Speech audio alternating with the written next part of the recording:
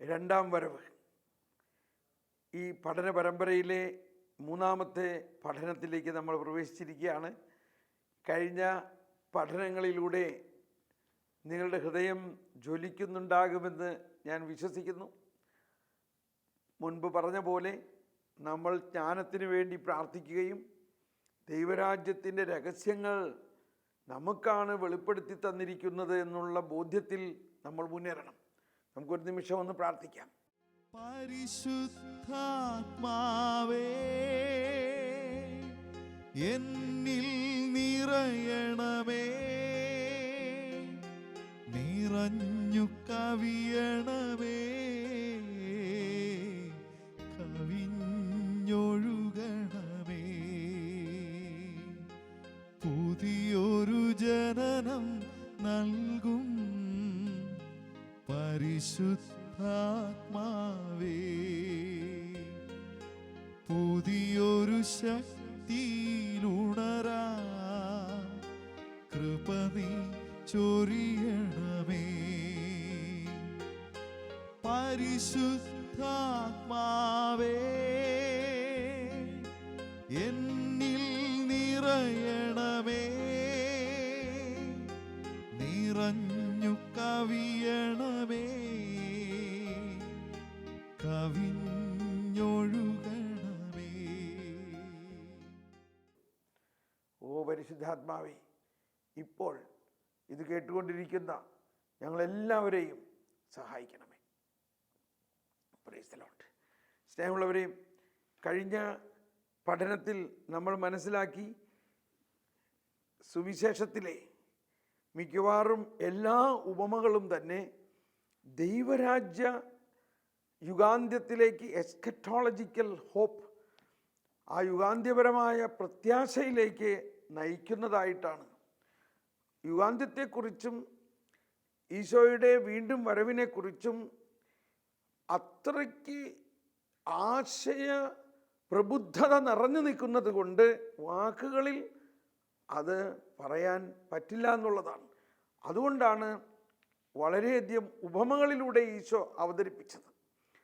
അതിൽ 13 മത്തായിയുടെ സുവിശേഷത്തിലെ 13 അധ്യായത്തിലെ കുറേ ഉപമകൾ ഒരു മുന്നറിയിപ്പ് കൂടിയായിട്ടാണ് നമ്മൾക്ക് നൽകുന്നത്. നമ്മൾ അതിനു വേണ്ടി കൂടുതൽ ഒരുങ്ങണം. വാണിംഗ് എന്ന് ഇംഗ്ലീഷിൽ പറയാറുണ്ട്. വാണിംഗ് എന്ന് പറയുമ്പോൾ ഒരു കുറ്റം ചുമത്തുന്ന മാതിരിയല്ല, മുന്നറിയിപ്പ് നൽകുന്നത് നമ്മളതിനു വേണ്ടി ഒരുങ്ങണം. എന്നാൽ 25 അധ്യായത്തിലെ ഉപമകളിൽ ഒന്നാണ് നമ്മൾ കഴിഞ്ഞ പ്രാവശ്യം പഠിച്ചത്, കന്യകമാരുടെ ഉപമ. അതിനുശേഷം വേറൊരു ഉപമ പറയുന്നത് താലന്തുകളുടെ ഉപമയാണ്.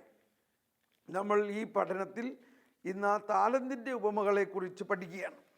ആ താലന്തുകളുടെ ഉപമ വളരെ വളരെ ആഴമായ ഒരു ഉപമയാണ്. അതിനെ നമ്മൾ ഓരോരുത്തർക്കും ദൈവരാജ്യത്തിൽ വലിയ റെസ്പോൺസിബിലിറ്റി തന്നിട്ടുണ്ടെന്നുള്ളതാണ്. വലിയ റെസ്പോൺസിബിലിറ്റി. ആ വലിയ റെസ്പോൺസിബിലിറ്റിക്ക് അനുസരിച്ചുള്ള വലിയ കൃപാവരങ്ങളും വരദാനങ്ങളും നമുക്ക് തന്നിട്ടുണ്ട്. അതാണ് ഈ താലന്തുകളുടെ പ്രതീകം. എന്നാൽ ക്ഷമിക്കണം, പലപ്പോഴും ഇന്ന് നിലവിലുള്ള ക്രിസ്തീയ വിശ്വാസി സമൂഹത്തിൽ ഭൂരിഭാഗം പേരും ഈ താലന്തുകളെ വേണ്ട മാതിരി ഉപയോഗിക്കുന്നില്ല എന്നുള്ളതാണ്. അപ്പോൾ ഇവിടെ അല്പം വിശദമായിട്ട് നമ്മൾ അതിനെ പഠിക്കുകയാണെങ്കിൽ കേൾക്കാം. മത്തായിയുടെ സുവിശേഷം 25 അധ്യായം. ഈ 25 അധ്യായത്തിൽ 14 മുതലുള്ള വചനങ്ങളാണ്. ഒരുവൻ യാത്ര പുറപ്പെടുന്നതിന് മുൻപ് ഭൃത്യന്മാരെ വിളിച്ച് തൻ്റെ സമ്പത്ത് അവരെ അതുപോലെയാണ് സ്വർഗരാജ്യം. ശ്രദ്ധിക്കണം, ഒരുവൻ യാത്ര പുറപ്പെടുന്നതിന് മുൻപ് ഭൃത്യന്മാരെ വിളിച്ച് തൻ്റെ സമ്പത്ത് അവരെ ഭരമേൽപ്പിച്ചതുപോലെയാണ് സ്വർഗരാജ്യം. എന്തെല്ലാമാണ് ഇവിടുത്തെ പോയിന്റ്?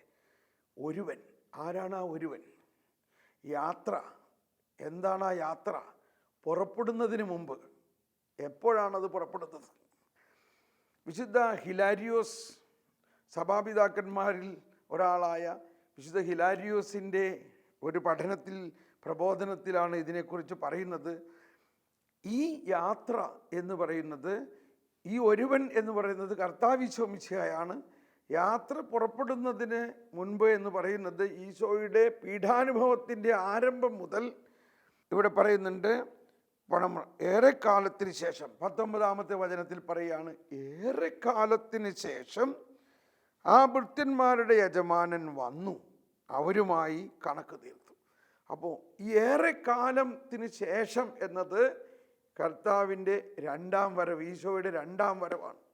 ആ രണ്ടാം വരവിൻ്റെ സമയത്ത് അതുവരെ ദൈവം തൻ്റെ സമ്പത്ത്, ഈ യജമാനൻ തൻ്റെ സമ്പത്ത് മുഴുവനും മറ്റുള്ളവർക്ക് നൽകിയിരിക്കുന്നു. അത് ആർക്കാണ് നൽകിയിരിക്കുന്നത്? ദൈവജനത്തിന് നൽകിയിരിക്കുന്നു. ഈ ദൈവജനം, ഈശോ പറഞ്ഞു, ഞാൻ മുന്തിരിച്ചെടിയും നിങ്ങളെല്ലാം എൻ്റെ ശാഖകളുമാണ് എന്ന് പറഞ്ഞത് തന്നെയാണ് ഇവിടെ. ഈ ശാഖകളെല്ലാം, ഇവിടെ മറ്റൊരു രഹസ്യമുണ്ട്. മുന്തിരിച്ചെടിയുടെ തായ്തണ്ടിൽ ഒരിക്കലും ഫലമുണ്ടാകുന്നില്ല, ശാഖകളിൽ മാത്രമാണ് ഫലമുണ്ടാകുന്നത്. അപ്പം ശാഖകൾ ഫലമുണ്ടായാൽ മാത്രമേ ദൈവരാജ്യം വികസിക്കുള്ളൂ. ഈ ഒരു വചനം 25-ലാണ് ഇപ്പോൾ നമ്മൾ. പക്ഷെ 24-14 ഇത് എല്ലാ എപ്പിസോഡിലും ഞാൻ പറയും. കാരണം എന്നെ വളരെയധികം സ്വാധീനിച്ചിരിക്കുന്ന ഒരു കാര്യം ഇതാണ്. ഞാൻ പറയുന്നത് ഓരോ ക്രിസ്ത്യാനിക്കും ഇതൊരു മുദ്രാവാക്യമായിട്ട് എടുക്കണം. രാജ്യത്തിൻ്റെ ഈ സുവിശേഷം ലോകം മുഴുവൻ പ്രഘോഷിക്കപ്പെടും, അതിനുശേഷം അന്ത്യമാഗതമാകും. ആര് ചെയ്യൂത്? ഇതാണ് വിശ്വാസികളുടെ ദൗത്യം. അതാണ് എല്ലാ മിഷൻ സൺഡേയിലും. മിഷൻ സൺഡേ എന്ന് പറഞ്ഞാൽ, ക്ഷമിക്കണം കേട്ടോ, മിഷൻ സൺഡേ എന്ന് പറഞ്ഞാൽ നമ്മൾ കപ്പങ്ങയും തേങ്ങയൊക്കെ തലയിൽ ചുവന്ന് കൊണ്ടുവന്ന് പള്ളിയിൽ ലേലം വിളിച്ച് ആ കാശ് മിഷന് അയച്ചു കൊടുക്കുന്നതാണ് മിഷൻ സൺഡേ എന്നാ നമ്മൾ വിചാരിച്ചിരിക്കണം. നല്ല കാര്യം, അത് ചെയ്തോ. പക്ഷേ ആ തലയിൽ ചുവടുമായിട്ട് പോയ കാര്യം ഓർമ്മിച്ചുകൊണ്ട് അതിനേക്കാൾ വലിയ കാര്യം ചെയ്യാനുണ്ടെന്ന് മനസ്സിലാക്കണം. അപ്പം ഇവിടെ പറയാണ്, ഒരുവൻ 5 താലന്ത് കൊടുത്തു, അവൻ വേഗം അത് വ്യാപാരം ചെയ്ത് മറ്റ് 10 ആക്കി. വേറൊരുത്തന് 2 കൊടുത്തു, അവൻ 4 ആക്കി. അവസാനം മുതലാളി അല്ലെങ്കിൽ യജമാനൻ വന്നപ്പോൾ ഈ 5 താലന്ത് കൊടുത്തവൻ വന്നിട്ട് വളരെ സന്തോഷത്തോടു കൂടി യജമാനെ അവരുമായി കണക്ക് തീർത്തു. 5 താലന്ത് കിട്ടിയവൻ വന്ന് 5 കൂടി സമർപ്പിച്ച്, യജമാനെ നീ എനിക്ക് 5 താലന്താണല്ലോ നൽകിയത്, ഇതാ ഞാൻ 5 കൂടി സമ്പാദിച്ചിരിക്കുന്നു. ഈ നമ്പറും അതിൻ്റെ വാല്യൂം എല്ലാം വലിയൊരു വിഷയമാണ്. യജമാനൻ പറഞ്ഞു, ദൈവവചനമാണ് നിങ്ങൾ കേൾക്കുന്നത്, കൊള്ളാം. എല്ലാവരും ഒന്ന് പറഞ്ഞേ, കൊള്ളാം. അതൊരു ദൈവവചനമാണ്. 4 ആളോട് കൊള്ളാം എന്ന് പറഞ്ഞതും കൊള്ളാം. കൊള്ളാം. നല്ലവനും വിശ്വസ്തനുമായ ഭൃത്യ, അല്പകാര്യങ്ങളിൽ വിശ്വസ്തനായിരുന്നതിനാൽ അനേക കാര്യങ്ങൾ നിന്നെ ഞാൻ പരമേൽപ്പിക്കും. ഇതിന് 2 അർത്ഥമുണ്ട്. ഒന്ന്, നമ്മൾക്ക് ദൈവം തന്നിരിക്കുന്ന കാരിസംസ്, സിദ്ധികൾ, ഒരുപാട് കഴിവുകൾ, പരിശുദ്ധാത്മാവിൻ്റെ വരദാനങ്ങൾ ഓരോ വിശ്വാസികൾക്കും തന്നിട്ടുള്ളതിനെ ഉപയോഗിക്കണം നമ്മൾ. അങ്ങനെ ഉപയോഗിച്ച് നമ്മൾ പ്രബുദ്ധരാകുകയും ഒരുപാട് നേടുകയും ചെയ്ത് കഴിയുമ്പോൾ പറയുന്നത് ഇതാണ്, നിനക്ക് ഇനി വേറൊരു ദൗത്യമുണ്ട്. അതാണ് വിളിക്കുള്ളിലെ വിളി. ഇപ്പം മദർ തെരേസ ഇന്ത്യയിൽ വന്നത് ഒരു സ്കൂൾ ടീച്ചറായിട്ട് വന്നു. ആ സ്കൂൾ ടീച്ചറായിട്ട് ധാരാളം താലന്തുണ്ടാക്കി. ആ താലന്തുണ്ടായി കഴിഞ്ഞപ്പോൾ മദർ തെരേസയോട് പറയാണ്, കൊള്ളാം, ഇനി നീ ഈ ചെറിയ കാര്യത്തിൽ വിശ്വസ്തയായതുകൊണ്ട് നിന്നെ ഞാൻ വലിയ കാര്യം ഏൽപ്പിക്കും. കണ്ടോ, എന്തോ ഒരു വലിയ കാര്യമാണ്. ഈ ഭാരത സർക്കാർ ആ മദർ തെരേസ എന്ന ഒരു കന്യാസ്ത്രീക്ക് അല്ലെങ്കിൽ ഇത്രയും വലിയ കാര്യം ചെയ്തതിനെ സഭയല്ല, സഭയേക്കാൾ കൂടുതൽ ഭാരത സർക്കാർ അവരെ പരിഗണിക്കുകയും അവരെ അനുമോദിക്കുകയും ഏറ്റവും വലിയ ബഹുമതികൾ കൊടുക്കുകയും സമ്മാനങ്ങൾ കൊടുക്കുകയും മാത്രമല്ല, മദർ തെരേസയുടെ അന്തിമ ശവസംസ്കാരം ഏറ്റവും രാജകീയമായ രീതിയിൽ, അഥവാ ഒരു ഒരു സ്റ്റേറ്റ് ഫ്യൂണറൽ കൊടുത്തു എന്നുള്ളതാണ്. എന്തോ ഒരു വലിയ ഒരു അനുഗ്രഹമാണ്, എന്തോ ഒരു വലിയൊരു സുവിശേഷ പ്രഘോഷണമായത് മാറി. അന്ന് ഞാൻ ഓർക്കുന്നുണ്ട്, ലോകം മുഴുവനുമുള്ള എല്ലാ TV ചാനലുകളും അത് ലൈവ് ടെലികാസ്റ്റ് ചെയ്തു. എന്താണ്? ഈ മദറിൻ്റെ ശവസംസ്കാരത്തിൽ ആ ശവമഞ്ചത്തിന് മുമ്പിൽ കുമ്പിട്ട് വണങ്ങി നിൽക്കുന്ന ലോകരാഷ്ട്ര തലവന്മാരെല്ലാവരും. ഇതാണ് താലന്തുകൾ. രാജ്യത്തിൻ്റെ ഈ സുവിശേഷം ലോകം മുഴുവൻ പ്രഘോഷിക്കപ്പെടും. അതിനുശേഷം അന്ത്യമാഗതമാകും. അപ്പോൾ ഇതിന് താമസം എന്തുകൊണ്ടാണ്? നമ്മൾ ഓരോരുത്തരും ദൈവം തന്നിരിക്കുന്ന ഈ താലന്തുകളെ ഉപയോഗിച്ചാൽ മാത്രമേ സുവിശേഷവൽക്കരണം പൂർണ്ണമാകുകയുള്ളൂ. സുവിശേഷവൽക്കരണം യേശുവിനെക്കുറിച്ച്, യേശുക്രിസ്തുവിലൂടെ വന്നിരിക്കുന്ന രക്ഷാകരമായ ഈ സദ്വാർത്ത ചൈന, പാകിസ്ഥാൻ, റഷ്യ, ഇന്ത്യ, എല്ലാ രാജ്യങ്ങളും മുഴുവനും സ്വീകരിക്കും എന്നാണ് പറയുന്നത്. സാക്ഷ്യത്തിനായിട്ട് ഈ ലോകത്തിലുള്ള സകല ജാതി മതസ്ഥരും യേശുവിനെ നാഥനും രക്ഷകനുമായി സ്വീകരിക്കുന്ന ഒരു ദിവസത്തെ ഒന്ന് സ്വപ്നം കാണുക. അത് കാണുമ്പോഴാണ് നമ്മൾ അതിനു വേണ്ടി ആവേശം കൊള്ളുന്നത്. എനിക്ക് ഈ താലന്തുകൾ കിട്ടി. 25 വർഷമായിട്ട് ഞാൻ വേറെ ഒന്നും ചെയ്യുന്നില്ല. ഈ താലന്തുകൾ ഉപയോഗിച്ച് ആത്മാക്കൾ നേടുകയാണ് ചെയ്യുന്നത്. ഇത് ഞാൻ നിങ്ങളെല്ലാവരെയും പോലെ തന്നെ ഒരു സാധാരണ ക്രിസ്ത്യാനിയാണ്. എന്നിലുള്ള പോലെ തന്നെ നിങ്ങളെല്ലാവരിലും ഈ കൃപകളുണ്ട്. ഇനി എന്താണ് യുഗാന്ത്യപരമായ ഇതിൻ്റെ ഒരു അവസരം? യുഗാന്ത്യത്തിൽ യജമാനൻ ചോദിക്കുകയാണ്, നീ എന്തുകൊണ്ടോ? അവസാനം വന്നവൻ പറയുകയാണ്, നീ കർക്കശക്കാരനാണെന്നും കഠിനഹൃദയനാണെന്നും എനിക്കറിയാമായിരുന്നത് കൊണ്ട് നീ തന്ന താലന്തിനെ ഞാൻ തുവാലയിൽ പൊതിഞ്ഞ് കുഴിച്ചിട്ടു, അത് ഇന്ന് പിടിച്ചോളാൻ. ഇതിലെന്താ പാപം? ഇവനെ പറയുകയാണ്, ഇല്ലാത്തവനിൽ നിന്ന് ഉള്ളതുപോലും എടുക്കപ്പെടും. പ്രയോജനമില്ലാത്ത ആ ഭൃത്യനെ പുറത്ത് അന്ധകാരത്തിലേക്ക് തള്ളിക്കളയുക. അവിടെ വിലാപവും പല്ലുകടിയും ഉണ്ടാവും. അതാണ് നരകാവസ്ഥ. അപ്പം ഈ നരകാവസ്ഥയിൽ പോകാൻ ഇയാൾ എന്ത് തെറ്റ് ചെയ്തു? ഇയാൾ തെറ്റ് ചെയ്തത് ചെയ്യേണ്ടതായ നന്മ ചെയ്യാതെ ദൈവം നൽകിയ വരദാനങ്ങൾ ഉപയോഗിക്കാത്തത് കൊണ്ട്. ഇത് പറയുന്നത് കൊണ്ട് നമ്മൾ ഭയപ്പെടുകയല്ല വേണ്ടത്. നമ്മൾ ഇതിൽ നിന്നും ഒരു പോസിറ്റീവ് എനർജി എടുക്കണം. നമ്മൾ ഓരോരുത്തരിലും ദൈവം നൽകിയിരിക്കുന്ന കഴിവുകളെ വികസിപ്പിച്ച് ദൈവരാജ്യത്തിന് വേണ്ടി ഉപയോഗിക്കാൻ നമ്മൾ ഒരുങ്ങണം. അതാണ് ഈ ഉപമയുടെ ഉദ്ദേശം. അപ്പോൾ ദൈവരാജ്യം ദൈവം സംസ്ഥാപിതമാക്കുന്നത് ദൈവജനത്തിലൂടെയാണ്, വിശ്വാസികളുടെ സമൂഹത്തിലൂടെയാണ്. വിശ്വാസികളുടെ സമൂഹമാണ് സഭ. അപ്പോൾ സഭയിലെ ഓരോ വിശ്വാസിയും ഇതിനു വേണ്ടി പ്രവർത്തിക്കണം. അതിനുവേണ്ടി കൂടിയാണ് ഈ യുഗാന്ത്യപരമായ ചിന്ത നമുക്ക് തരുന്നത്. അത് ഭയമുണ്ടാക്കാൻ വേണ്ടിയല്ല, മറിച്ച് പ്രോത്സാഹിപ്പിക്കുക എന്നുള്ളതാണ്. നമ്മളൊരാൾ, ഇപ്പോൾ വിശുദ്ധ അഗസ്തീനോസ് ഒരു പാപിയായിരുന്ന വ്യക്തിയായിരുന്നു. വളരെയധികം പാപാവസ്ഥയിൽ ജീവിച്ചിരുന്ന വ്യക്തി അംബ്രോസിൻ്റെയും മദർ അമ്മ മോനിക്കായുടെയും പ്രാർത്ഥനയിലൂടെ മാനസാന്തരപ്പെട്ട് കഴിഞ്ഞപ്പോൾ അവന് കൊടുത്ത താലന്തുകളെ അത്യുഗ്രമായിട്ട് പെരുകിപ്പിച്ച് ഇന്ന് ആ പാപിയായിരുന്ന അഗസ്തീനോസ് സഭയിലെ ഏറ്റവും ജീനിയസ് ആയിട്ടുള്ള ഡോക്ടർ ഓഫ് ദ ചർച്ച്, വേദപാരംഗതൻ, സഭാപിതാവ്, പരമപരിശുദ്ധൻ, എന്തോ ഒരു വലിയ ഒരു വ്യക്തിയായിട്ട് മാറി. ഇത് നിങ്ങൾക്കും എനിക്കും ആകാം.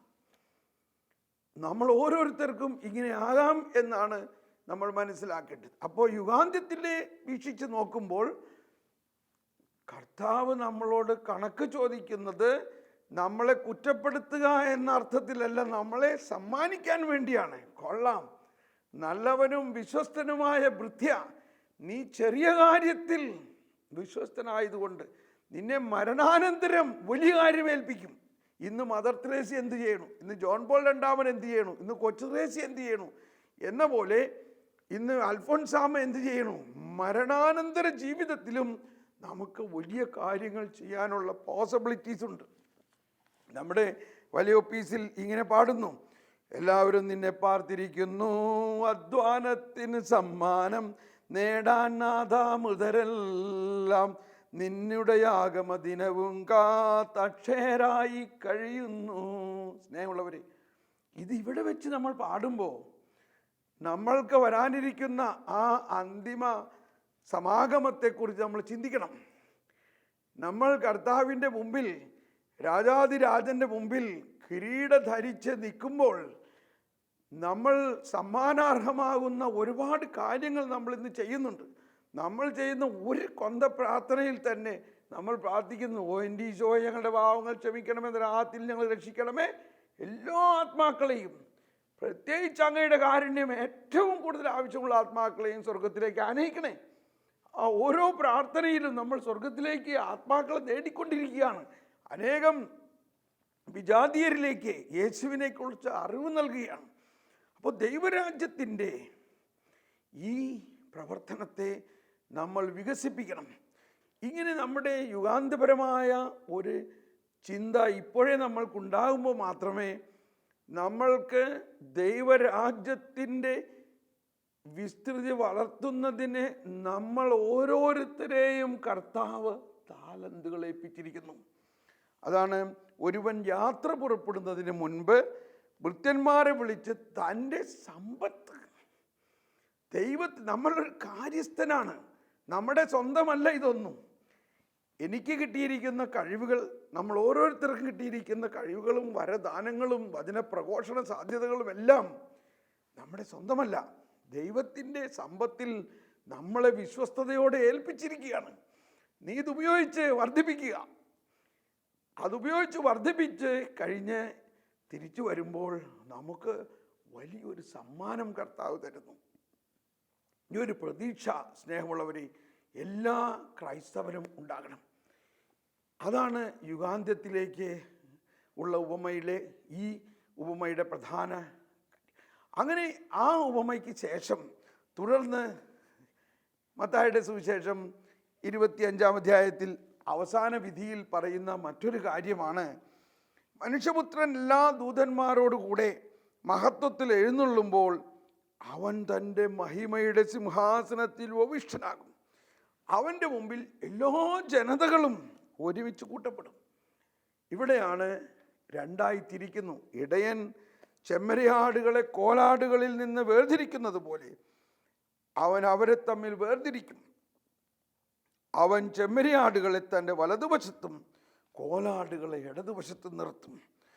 അനന്തരം രാജാവ് തൻ്റെ വലതുഭാഗത്തുള്ളവരോട് അരുളി ചെയ്യും, എൻ്റെ പിതാവിനാൽ അനുഗ്രഹിക്കപ്പെട്ടവരെ വരുവിൻ.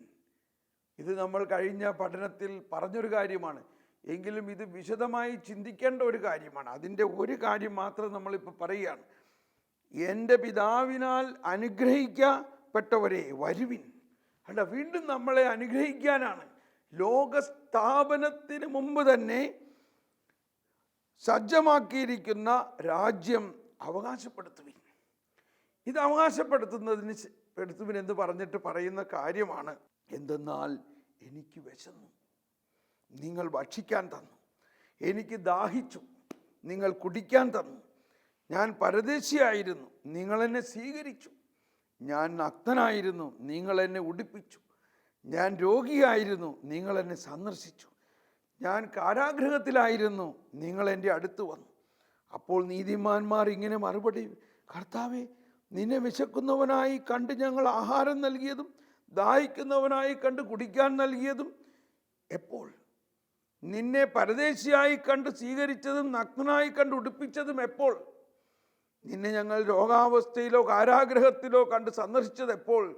രാജാവ് മറുപടി പറയും, സത്യമായി ഞാൻ നിങ്ങളോട് പറയുന്നു, എൻ്റെ ഏറ്റവും എളിയ ഈ സഹോദരന്മാരിൽ ഒരുവന് നിങ്ങൾ ഇത് ചെയ്ത് കൊടുത്തപ്പോൾ എനിക്ക് തന്നെയാണ് ചെയ്തത്.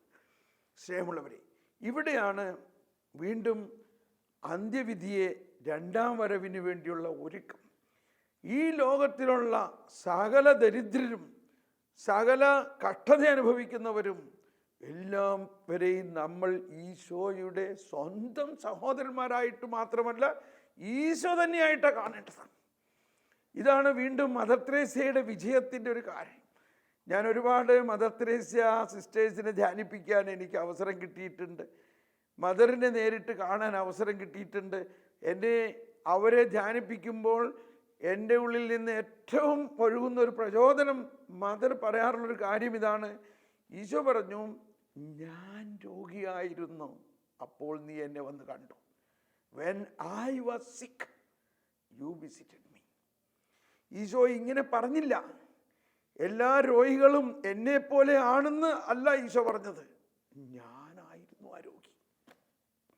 മദർ തെരേസ്യ തെരുവിൽ, കൽക്കട്ടയിലെ തെരുവുകളിലെ കിടക്കണ ശരീരം മുഴുവനും കുഷ്ഠരോഗം കൊണ്ട് ദുർഗന്ധം വമിച്ച് പുഴുക്കൾ നിറഞ്ഞിരിക്കുന്ന ആ ശരീരത്തെ പൊക്കിയെടുക്കുമ്പോൾ അവരെന്താ കാണുന്നത്?